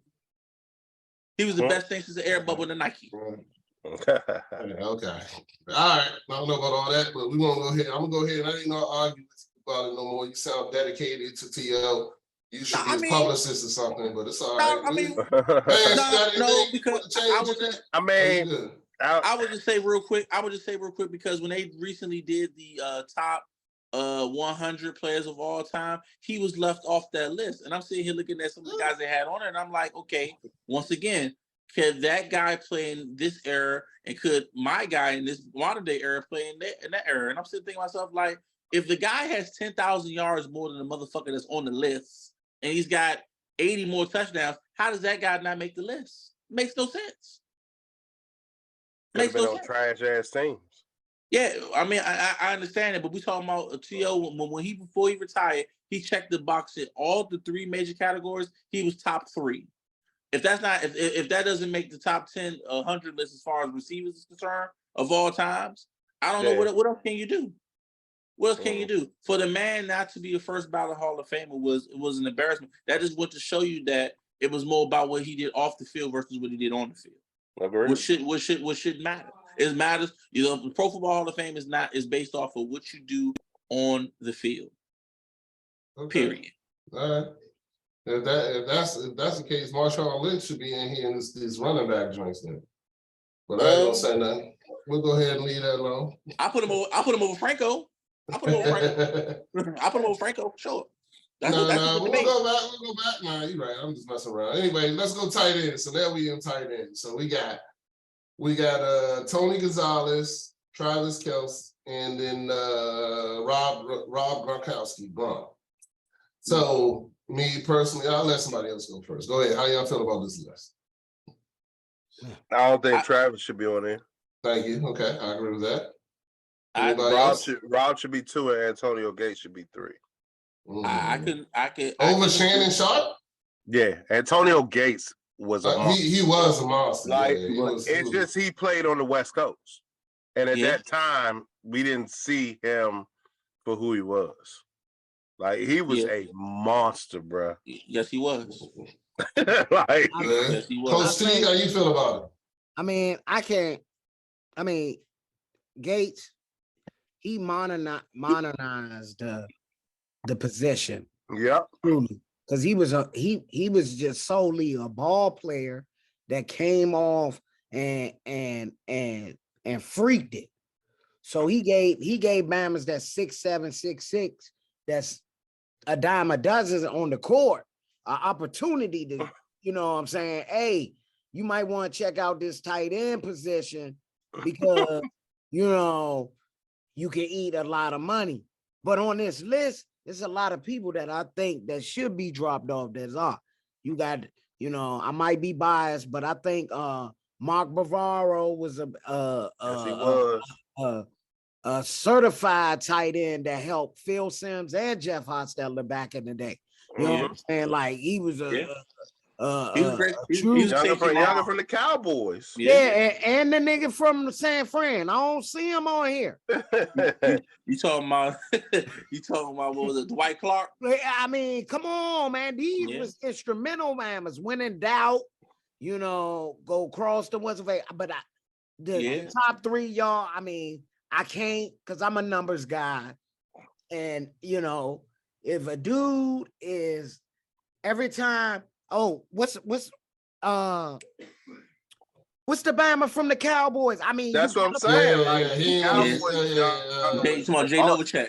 Yeah, Novacek and nigga that just retired. I know who you talking about. What's his name? Damn. That always was open. Jason Witten.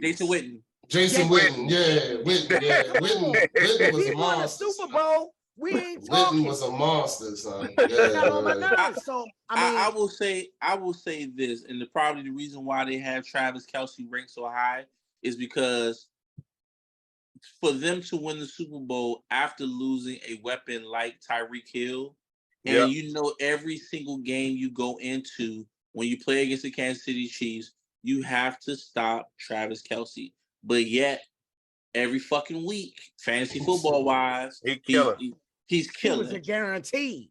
Exactly. Guaranteed. He's like that Joker in the game of spades. It's guaranteed every time. He also has arguably the best quarterback in the NFL right now. Absolutely. That absolutely. Now, to go back to that. Absolutely.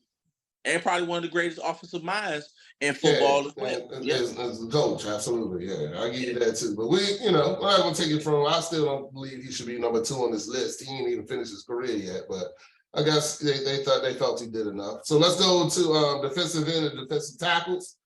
So we got 1, 2, and 3, Reggie White, Deacon Jones, and Bruce Smith. I definitely got a gripe with this one right here. Man, can I go first, Pat? Before you can go. You can go, Coach. I think you're gonna go. I think you're gonna go. Really excited and shit about this. I don't want to look like that I'm agreeing with you too much. Mm-hmm. You know what I'm saying? So let me go first on this one. I think what Coach said earlier about, or someone said it, I don't know which one. Could the dude play? That was me. Okay, all right. Dang, man. Could the dude play in the era now versus, I think, J.J. Watt, Aaron Donald, and Michael Strahan, X Reggie White. Gonna take out Reggie White. Take out Reggie White. I don't know of what the Deacon was. I wasn't around with the Deacon. They say he was monstrous. But when dudes are coaching your move, they're coaching the Aaron Donald. They're using broomsticks with JJ Watt. That's instrumental in the game. Well, they definitely was doing that in Reggie White. With Reggie White, You don't remember how he was a monster. Yes, I knew Larry about Allen's ass? this right here. This right here. You got taught that But swipe these move. Bamas is running 4-4s, 4-5s. Man, What are you going to do with that? Reggie White would be a number one pick on any NFL draft if he in his I seen him prime play, today. and I any seen day these of the damn dudes week play. over JJ Watt, even over I seen Aaron them Donald. play, he and I would be- seen those I seen him dudes play too, man. Just saying. Go right. Go ahead, Pat. go ahead, Pat. That's what I'm Yeah. saying. But you knocking off the whole top one to top three. There's no way. Man, Yeah, hey, they so can Reggie- go 4 and 5. So for me, Reggie stays at number one. Reggie was a power rusher, but he also has some finesse to his game as well. I mean, what he did to Larry Allen, I mean, he made Larry Allen, who's one of the strongest offensive linemen of all times, look like a child with the club. They called it the club. Clubbed his ass. What he did to Larry, he rolled, and we talking about the left tackle for the Dallas Cowboys in the 90s, who gives up nothing. So Reggie White will be number one for me. I gotta move Deacon Jones down. Deacon Jones, like I said, once again, played in the era where he was definitely ahead of his time. The head slap was definitely a move that a lot of people still use today. But once again, I look at guys like JJ Watt, Michael Strahan, Aaron Donald, Bruce Smith, who if they played in his era would have been just as dominant, if not more dominant. Agreed. So that's all I would say. Now, with order, I mean, I would take Deacon out. I would probably move Bruce up because Bruce's longevity. He wasn't the Bruce Smith, that we all know and love when he was with Buffalo when he came to the Redskins. But that was, Daniel Snyder's spinning spree of what he wanted to try to bring old players in for what they once were versus what they actually are. And then I would move Bruce up, and then I would probably move JJ up to that third spot. In my honest opinion, his JJ Watt, what he was doing for a 3 to 4 before the injuries, 3 to 4 year period of time, it was nothing I've never seen. You talking about a guy that can swat a pass up in the air, catch it, and then run it back for a touchdown. That's unheard of, And then you got the sacks, and then you got to double team him, but yeah, he's still getting 20 sacks a season. It's ridiculous.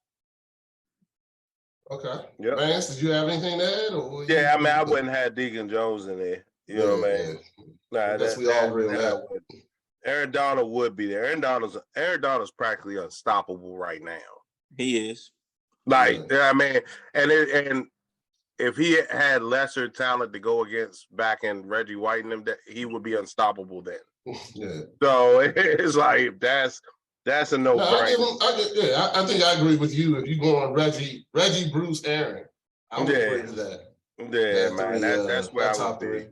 I want to get to the next two though. Yeah. We getting there. So next is linebacker, middle linebacker, and they got on here number 1, Lawrence Taylor, number 2, Ray Lewis, number 3, Mike Singletary. So who wants to? Is there any changes there? How you feel about that? Who has something? I wish they would have separated this because two different positions. Yes, because middle is a lot different than outside. Now, LT, as far as overall linebacker is concerned, I mean, Lawrence Taylor. I mean, what can you say? Lawrence Taylor he was just a glorified outside. He was a glorified DN. He was a DN. He was a DN more than he was a linebacker, in my opinion. But I really, but with him, I really feel is that no matter where you put him on the field, I feel like he was going to make a play. Yeah. Because even at the outside linebacker position, I mean, I seen this man catch an interception and took it to the house. I ran the running back. Took it to the house. All right, so I got a little adjustment. So for me personally, I will go back to the DN position and go and make my list. Reggie White, Bruce Smith, Lawrence Taylor. That would be my DN position opposed to linebacker. I would take him completely out of this category. But he could cover. But he could cover though. That's the only thing. I got it, but he was more of a DN than an outside than a covering linebacker. You right. I mean, he was definitely listen. When he dropped in coverage, but you look at the rest of this list below him. Everybody else he is a middle linebacker just about. Well, right? Derek Thomas was outside. Junior Seau was outside. Derek Brooks was outside. No, Junior, yeah, but I'm talking about the top. But Mike, all right. Only middle linebackers on here is Ray, Mike, and Dick Buckus, and Dick Buckus. That's only three that's on here. Everybody else, I play outside linebacker. Yeah. Junior was outside. Maybe. Actually, no. Jack Lambert played middle linebacker as well. Yeah, Junior played weak, man. All right. So, but I top three. Go ahead. I would move. I like LT at 1, Ray at 2, and at 3 for me. This is a tough list because it's all about what you're looking for. I mean, are you looking for a linebacker that can read the play and make and stop the run? Or are you looking for a guy that can continuously rush the passer? Or are you looking for a guy that can get a little bit of everything? And if that's the case, then the guy for me would be Derek Brooks. They got him at 9, but he didn't rush the passer as well as Derek Thomas. And he damn sure didn't read plays as well as Mike Singletary. Or Junior Seau. So this is a tough one. It all, like I said, I really wish they had split this up because you have it's kind of like that. It's kind of like that old age argument as far as like who's the greatest point guard of all times outside of Magic Johnson. All right, we're not going into that. Stay I know, but all right, let's go because I don't even want that'll be a whole nother show. Yeah, I would say top 3, man. LT, Ray, and I'll probably take Junior Seau. Yeah, I was with you on that. Yeah, I'm with you on that. What about you, Coach T? I see you fronting your face up. I like the list. I like. Okay. You like Mike? Right. I mean, ain't nothing wrong with Mike. I mean, I think Mike. I like Mike. That Bama was the catalyst in a 4-6. Yeah, that's true. You know what I'm saying? So he had to make sure that third fake linebacker, that nickel Bama, was really, really, really thorough. You know what I'm saying? Really, really thorough. So it was like, I'm a sucker for dudes that do it the first time. Yeah, I got you.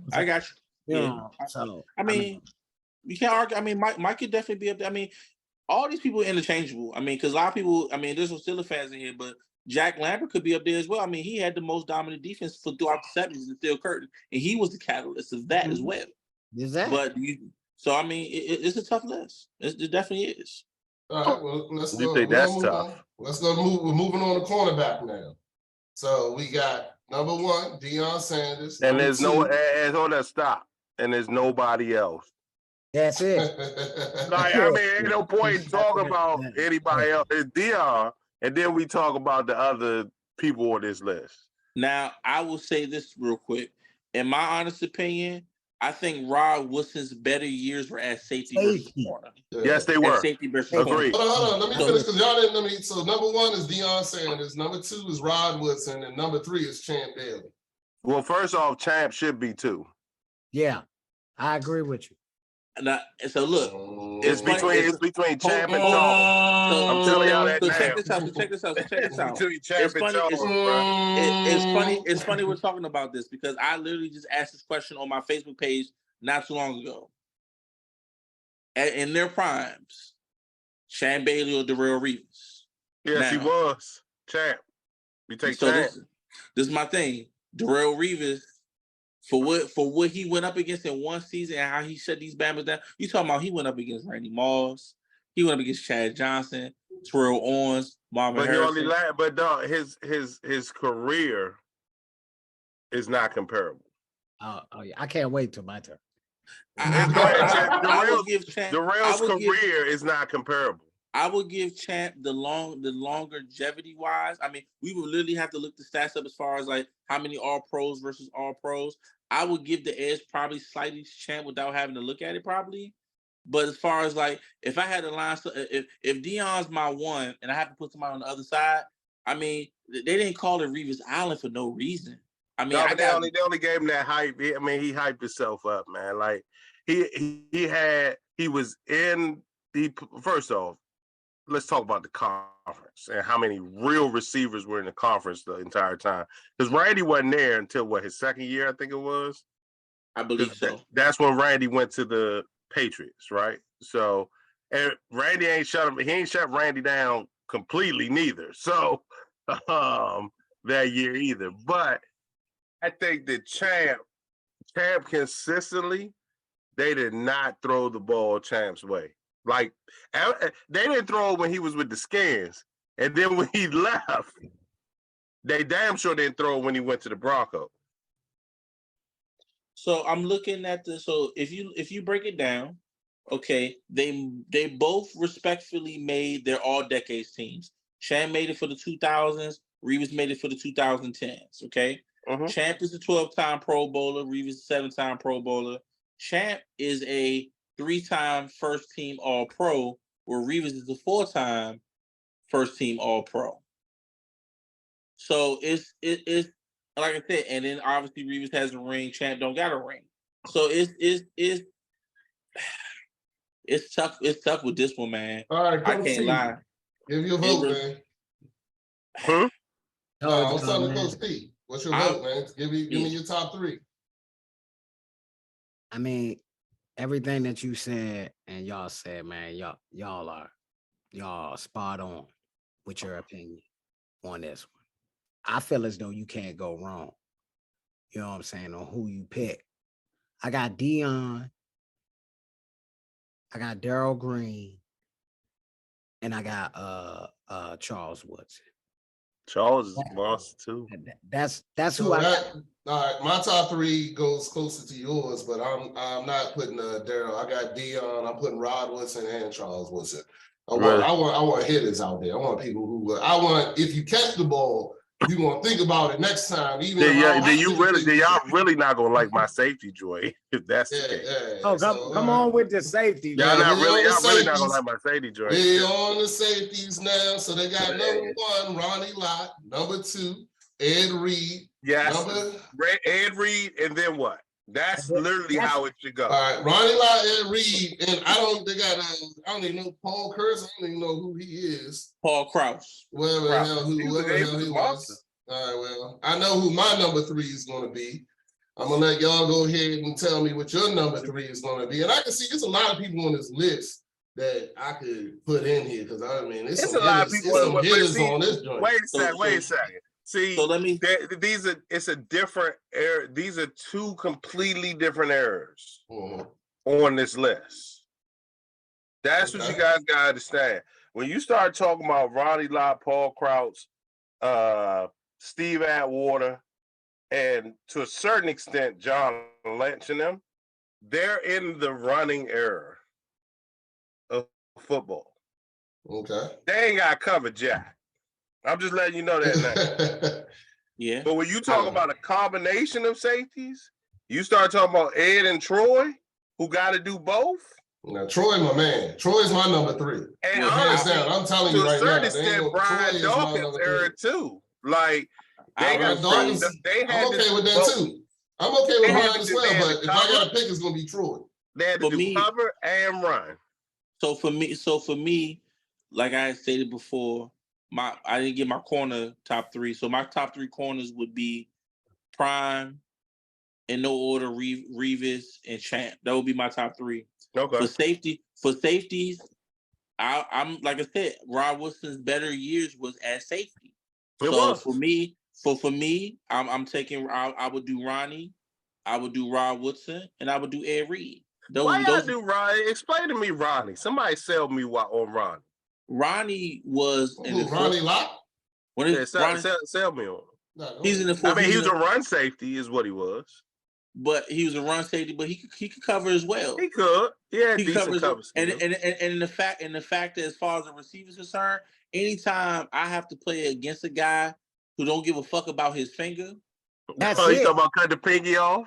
Cut He the cut, That's he it. cut it don't give a off? fuck about. And this He Bama was going, a he's on the he was a field. linebacker at safety. Cut the And say- pinky off, Yeah, and he don't give a fuck about his own finger. I'll be a little concerned that he's out there. If I'm coming across the middle, I'm a little, I'm definitely gonna know where he's at. You know what I'm saying? Now, don't get me wrong, Troy Polamalu could thump, but not like Ronnie Lott. Yeah. Hey, And then with Troy was official, son. I Yeah, he mean, was he was official, yeah. amazing. The Yeah. shit he was doing, shit that people were just not supposed to do. Like he Yeah. just didn't give a fuck out there. He Yeah. was like, "Yeah, I'm anybody." Yeah, I remember that one Troy- game where shit. He was jumping over the center. He was Troy- fucking doing Troy Polamalu's instincts, along with his knowledge for the game, is what gave him an edge as far as being able to play. Now, for me, I would say the best safety of all time is Ed Reed, and here's why. To hear him break down how he got an interception off of Peyton Manning because he played the coverage wrong the week before, knowing that Peyton's going to look at that film, see it, and he always says if Peyton pumps right, he throws right. So I'm gonna play this coverage wrong, and it's gonna cause Peyton to throw an interception that he gonna end up getting. So he pumps right, he throws right. That's exactly what he says. He opens up the opposite way. He sprints automatically to Reggie Wayne before the ball's even thrown and makes the interception. He's like, oh, Peyton Manning catches everything. So I'm gonna play this coverage wrong. He's gonna see the film on it, think that they have an opportunity. I'm gonna get an interception off of it. And once he broke that down, that's savvy. How savvy he was in breaking that down. I said, without question, he's the greatest safety of all time. He did it all. He did it all. Special Yeah. teams. Anytime your Well, that's rest of your probably defense, something that Ray Lewis probably pointed out. That's But really what happened. it's But also too, anyway. your entire defense said we can do whatever we want because Ed Reed Yeah, gonna back make then. up for it. Yeah. Yes. Let's And, not- like literally, they was like, "Don't worry about it. If the ball goes up, Ed Reed will go get it." Yes, he will. Mhm. That's just what I it was. got Ronnie Lott, Ed Reed, and Troy Polamalu. My top three. Yeah, I'm with Go ahead, you. Coach I'm with Steve, you where you on at?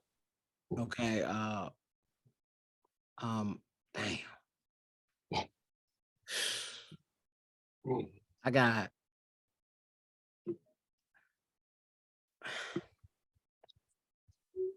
Come on, man. You all right? Stop. I got Troy and Ed Reed, 1A and 1B. Okay. You only get three, dog. You I- only get three. I think them two coming out of college around the same time, I think they were in, like, they both knew that each one of them was good at what they do. And they made each other better in the freak stuff that they did, because if Ed had a touchdown, you saw Troy had one. Troy somehow, some way is scoring a touchdown. It was like iron versus iron. Oh, that nigga did this. I'ma jump over the whole joint. You know what I'm saying? Yeah. Ronnie Lott, 2, and like you said, Rob Woodson. Mhm. I Okay. mean, I think them two safeties, you can't say who's better because they both were scoring touchdowns, getting interceptions, scoop fumbles, scoring more points than the offense. So, Yeah. Agreed. I can't do that to them. Now, Ronnie Lott 2, and then what's a face 3? What's Okay. All right. Well, all right. Make up your own rules. All right. So I think everybody, Pat, you good this time, right? You said your safeties, you good this time? Yeah. But All right. I do want to give some love to, although I'm not a fan of him, I do want to give some love to my man Darryl Green. When it came down to pound for pound and corner, he definitely gets overlooked. When they talk about corner, he definitely gets overlooked. He doesn't get his just due that he deserves. And he Agreed. stayed fast. Agreed. He stayed fast 20 years. Mhm. All right, so we're gonna move on to our last topic of the evening, which is your top sports movies of all time. Look, fellas, one movie, pitch it, sell it, that's it. No honorable mentions, none of that shit. You got one sports movie, and if you want me to go first, I'm gonna go Dang, first. hold on. You said one. All right. One. one. And That's mine, tough. and I'm gonna tell you why, because this movie came out when I was playing football in high school. And after this movie came out, our team mimicked so much shit from this movie. It was great, and that is the program. Sorry, no. Yeah. That is the program. The program had me out there. I played linebacker, had me out there telling people, you fucked my sister. I know you, nigga. And you ran away. I've been looking for you all fucking week. You know, I had me out there telling them all kinds of shit. You know what I'm saying? Looking at the white boy, being like, you the nigga. You don't want to steal my grandmother's purse. You gonna die. Yo, Pick her up. that shit had me on a whole nother level after I watched that movie. And we did so many different things. Like we used to find out who the quarterback's girlfriend was. Like, you know, we was playing Douglas and quarterback was so and so. Somebody had a girl there, whatever, tell us what his girlfriend's name was. And that would be our blitz package for the week. We would call the chick's name out that week in the middle of the blitz package and shit like that. And we changed it every week, and that shit was great. I loved it. And you know, it was all that shit that came. The program changed everything. We shaved our heads for the first football game because of it. We called ourselves the Hit Squad, what they called themselves on there. We said those hold on, I wrote some of them down because I still remember. We said, you know, let the paramedics sort them out. You know what I'm saying? When we done, Alvin Mack was my idol. I wore 56. That was his number in the movie. I mean, I was 100% in on the program. We used to, we did the joint with you fumble, you had to carry that football the entire week, son. You was not allowed to not come to school with the football in your hand, and you had to have it the whole day. And if somebody came to practice with that football and not you, you was doing big laps all day, dog, all day. So it was a great show. That's why it's my number one. It will always be my number one. And that's it. There we go. Done. Who wants to go next? All right, now everybody quiet now. Was everybody moving the program? Is that it? No. All right, go ahead. I Go want ahead, to go last Vance. on this one. All right, you want to go last? All right, go ahead, Vance. Friday Night Lights. You want to win? Put Boobie Miles in. Okay. By far the most realistic movie. Because it was actually between that and Any Given Sunday. But okay.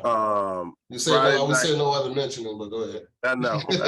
I had to throw it in there. But Friday Night Lights, you know what I'm saying, overall from a football perspective, told the real story. All right, so I'm gonna be honest with you. I've never watched it, though. Oh man, you gotta watch that. You are wild for that. Yeah. You know why? You are wild for that. You know what? Bro. I remember when it came out, and I didn't watch it because I was protesting something. It was something stupid that I was just in that mood. You got go back and watch it. I'm gonna watch it today. There is one play in that joint that, dog, you gonna be like this. My man actually got it done, dog. Like he got it done. Like you gonna be proud of this one of these kids, dog. Man, like my man got it done, dog. Like and Billy Bob, and he ain't get it done on you. Say what? Yeah, that's what I'm saying. If he just on the program like Billy Bob, dog, you talk about Varsity Blues. Yeah, Bob is Varsity Blues. Oh, okay, yeah. What was the white boy on? That's what I'm talking about. That's who I'm talking about. You talking about the white boy whose father was the truth. Yes. Oh, yeah. That's what I'm talking about. Yeah. You talk about, I'm talking about Friday Night Lights, the white boy in the joint, Right, bro. Like right. Rodney, you mess around, call me and beat your chest after you see this joint. All right, I'll watch it today. It's on my list. As soon as when I get off tomorrow at the latest when I'm working, I'll have it on. So. All right, go ahead. Who next, Coach T? You next? Yeah, I got real quick, Lucas. Lucas. Yeah, I must not have seen that one either. That was in the 80s, man. Little what was his name? Corey. I think Corey, the little was a little, if you can, I'm a short guy. So I always got overlooked. You know what I'm saying? Oh, you can't play, you can't do nothing. And you know what I'm saying? He inspired me. Watching that movie, inspired that you go out there and flip a nigga there. You know what I'm saying? They trying, yeah. Hey, all right. So you related with a scrawny white kid? That's what I watching right now. Yeah, Look at that yeah. this guy, 1986. Damn, dog. That's okay. I'm waiting for Pat joint. Yeah, let's see, Pat. Well, for me, greatest sports movie of all time, I gotta go Remember the Titans. Really? I respect it. I gotta go remember, and the reason why it was. Yeah, I remember Pat a little younger than us, so No, Okay. I was gonna go with potentially either Any Given Sunday or oh Rudy. no. You first tell us why the Titans. Why and then- Remember the Titans? And then we'll start talking about the honorable mentions after that. I just wanted to. Just what that movie meant as far as the time. Hold on, you know what? But it's Yeah, based on true stories. So. It's based off just what that movie meant as far as the time and Funny thing is when it was. he was able and how he was able to take a situation where no matter what's going on in the world, what matters in his locker room is what matters most. Yeah. And to bring everybody together, to be able to bring everybody together, sit next to somebody you never sat next to, want you to learn that person. If not, you don't play. And it was a situation where, like, obviously, Petey's character, he may have been the most talented, but if you fumble this football, you ain't gonna play. But then you take and I've had situations where, okay, a guy may not necessarily fit in that given position he's playing, but we was able to utilize him in something else where he ended up being greater. Like I said, Allen was getting his ass whipped, couldn't cover a hot dog stand. They put Petey in, and man, he made a play. But how many times did that happen where you've had somebody, their mindsets to do something, they really can't do that as well, but then you end up falling into something that they do much better, which ends up being for the greater good of the team. What the good thing about that movie is, like, it really wasn't that long ago. Nah, it wasn't. It was only 1971. Mm-hmm. You know what I mean? You would have thought it was longer than that ago. You know what I mean? But it was in Virginia, so let's remember that. It was in Northern Virginia. Yeah, it was. Like, it wasn't in Southern Virginia. It wasn't in the deep South. It was in Northern Virginia. Yeah. I'm about 20 minutes away from that school. Right. So I respect that. Yeah, it was a good story. It was a good movie. It also had one of the best actors of our time in it too. So I mean, agreed. It was a great. All right, honorable mention. So I'm gonna make this real quick argument. Would you consider Above the Rim a basketball movie, or was it a hood movie?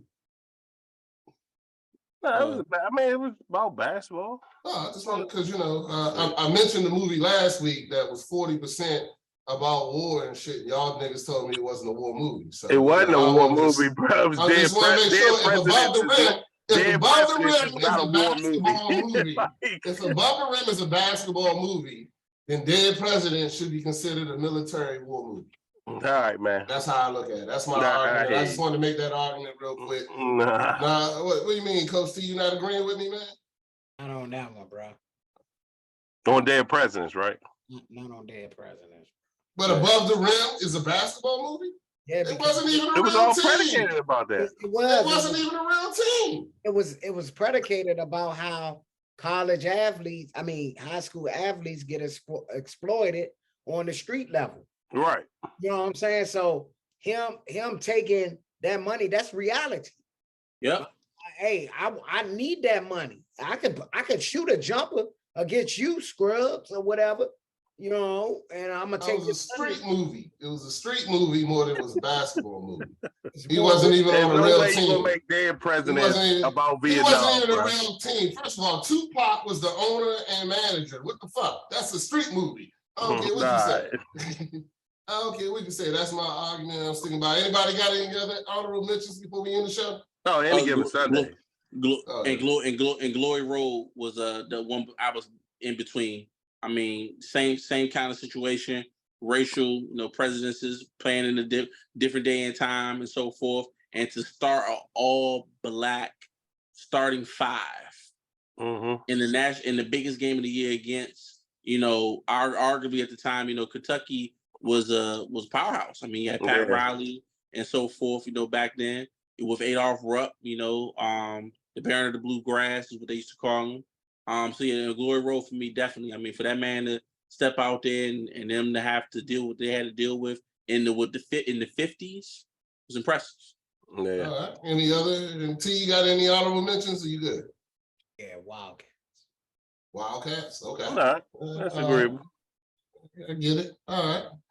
Cool beans. Well, fellas, I want to thank y'all for another episode here at Dad Mentality. I appreciate y'all coming out. You can check us out on all platforms, and I just recently added us to Apple Podcasts. So, all y'all Apple users, unfortunately, now have access very easily to the show. Make sure you check us out, Dad_Mentality. Fellas, thank y'all for joining us today. It was a great conversation about sports, and I feel everybody, you learned something today that help you with your child tomorrow. So here at Dad Mentality, I'd like to say thank you for being here, and God bless, and good night. Peace. Absolutely. Yeah.